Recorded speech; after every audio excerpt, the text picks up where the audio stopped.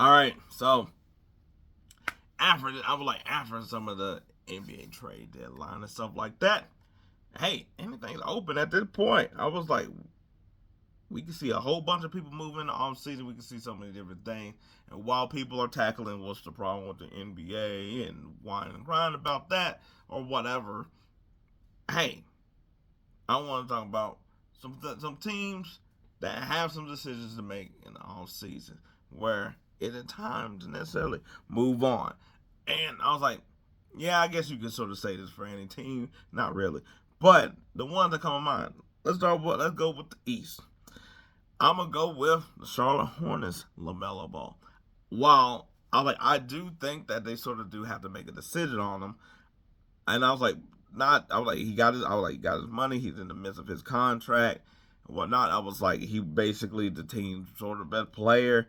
I was like, he was leading for All Star votes. They didn't give it to him. Uh, I was like, he could put up buckets. He could put up points. He's a hell of a player that is very pleasing. I think I was like look at because he does a lot of like it's like almost like really like street ball pickup play that he does. Thing is that all right, Hornets they tried to get rid of Mark Williams, didn't work. Bridges I was like the previous regime kept him signed to a contract. I was like, I think he still got like 2 more years left on that thing. I was like, Brandon Mills on his rookie deal. LaMelo, you signed him to a big contract. But are you going to be able to win with him, or is it time to just sort of cut ties and see what you got with everybody else? Now, I will say that while I said he's the best player, I was like, he's also the guy that put people in the seats. He's in that weird situation where it's like he is a star. I know you don't qualify him on the same level of stars in the way that we sort of see star, but I was like, people are coming to watch him, and in Charlotte has been really trash for a long time. He's the guy that you're coming to see. So it's like, do you want to get rid of that and now not only be bad but be irrelevant, more irrelevant, I should say? That's a really kind of hard thing that a lot of people can't really do. It's like, great, not only we bad, but now we don't even have nobody that's worth watching. I feel like that's sort of the same way that like Bradley Beal wasn't watching, where it's like we can't really let him go because then who else ain't gonna come watch and play? Now, I'm like the reason I say it's time for him to go is like you gotta start being like, okay, at what point are we gonna try to get this all figured out for both sides? Because I think the Hornets have done a bad job of just I was like I feel like there's sometimes drafting too much of people that needs to also figure out and play while you also got too many other people that's also trying to figure out and play. You got too many young people sometimes. Um so it's like, okay, what do we do here? How much do we still just like, okay, we're building, seeing what people can do alongside this guy? Do we want to bring some veterans in to sort of get this thing going, jump starting the right people? Or do we say, all right, let's see what we can get for him? I like he's still a hell of a player. I was like, while his market ain't too crazy high, especially with the contract, he is still somebody worth to get. He can still go. Maybe he goes somewhere else, and like another team, they would be like, oh, he comes over here. We'll be able to figure that all out. We gonna get that. We gonna get that right away. That's what the team got to figure out. I was like, I think they're going to sort of probably have to do it this year and probably the next couple of years, to be honest, because I'm like, after a certain point, I think it depends on how this draft lottery sort of goes. I was like, if you are able to get in the top, where you could get like the top three, I was like, all right, cool, we're gonna run this. Unless they just figure, you know what, we're gonna start over with a new star. Cause I'm like, that's because when you're up there and you got a chance to like flag and something like that, now you got somebody that could be a face as well, to where it's like, oh, we gotta get rid of this old face. I was like, while you have a play together and see how it goes. Either way, I think they're on the clock of trying to figure out what to do with Lamelo Ball. Team that's been on the clock and might be difficult, but I was like, can't put nothing past. It's Philadelphia 76ers with Joel Embiid. I know he got that big contract that he just signed an extension for the next like 3 years that don't kickstart, I think, until like next year or whatever. But I think if the Luka trade showed us anything, is that anybody can be traded for any reason, anything. And we have seen star players go, even if they haven't necessarily, even though that they have voiced their concerns to leave.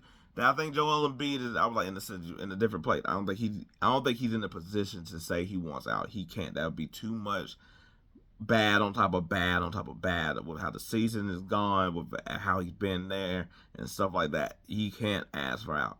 About like where it's like the team would have to trade him, and it won't be look bad. It won't look bad on him. I was like the office do what they got to do. I do think that if he was out there on the trade market, I do think that there will be potential people that would, because once again, you would be like, oh, if he's over here, he'll be fine. I was like, we'll put him with another tandem or something. We'll get his stuff right.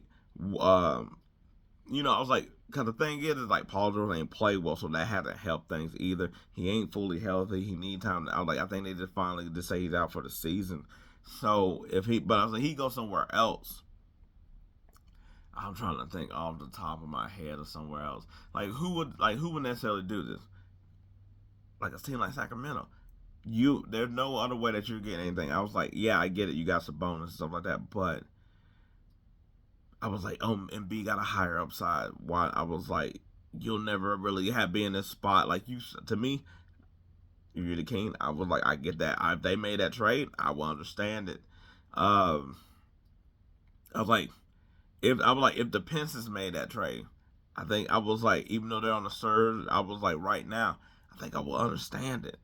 I'm like, Toronto's another place where I was like, I would get it. I was like, they just swung for the fence with Brandon Ingram to see if that works. I understand. Like, that's the team that I'm like, no, he has a market. They could do, like, if they wanted to, they can get rid of him if they wanted to. But I think they're gonna have to start thinking about it. Contract, while it's big, it's not. I was like, I don't think it's crazy enough that nobody will trade for him. I think somebody will talk it in, or they'll be desperate enough or whatnot to do something with him. The other one for the East, to me, is Trae Young, and I think they should keep him.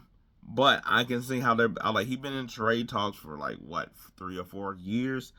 They're going in a different direction where it seems like they're getting younger.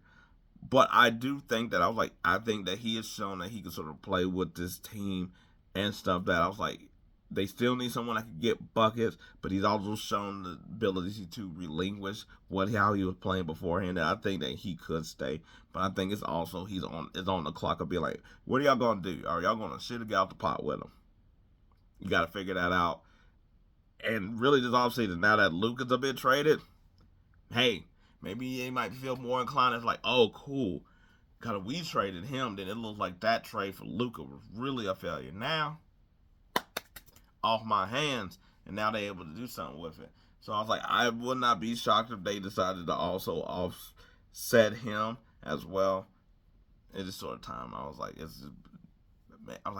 somewhere like the Magic or something. They wouldn't. I was like, I don't think they'll keep him in the East. I think they'll send him out West. But you sort of get what I'm saying. I was like I said, right place. I was like, I think he could. I was like, he could work.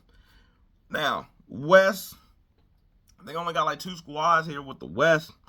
And I was like, obvious one, Pelicans, Zion. I think they're gonna keep him because I think they got rid of Brandon Ingram. I think they got so many feet in the Zion Williams water that I was like that they pretty much drowning at this point. I don't think they're going anywhere, but I was like, I do think that they're going to get to the point that it's like, we're gonna see how this season goes. The rest of the season goes. At the same point, he's in the best shape of his life. But they're going to have to figure it out. I was like, he was in trade talks last summer. I was like, his contract technically non-guaranteed. I think they can cut him with no problem. But I was like, you want to also keep him because you don't want to go somewhere for free and he lights it up over there. You don't want to necessarily trade him because you ain't going to get back what his potential could be if he succeeds over there. I was like, they're going. I think they're going to keep him, but I would not be surprised if the rest of the season goes well and he's he stays small, that somebody's like, all right, well now I'm willing to Cause we gotta remember, once these draft picks sort of lock in and people know where they're at in this draft, and everybody talking about how big of a draft this is, that I was like, that will change the game. Cause it's like right now you just sort of don't know that if I'm not getting this top player, I'm keeping my draft pick. But once it starts locking in, you will start seeing more trades involved. And last, I will say, it's all the Phoenix Suns. It's not even just a person on the Phoenix Suns. It's all the Phoenix Suns. I'll get the whole Bradley Beal. He ain't going to take away his. I was like, the only way I feel like Bradley Beal comes off his no trade clause is if he goes to another team that will let him still keep it, but also if those other guys are gone. I think that's the only way you get out of Bradley Beal if those guys are gone, because right now it's sort of looking like KD's already double dutching his way out that door.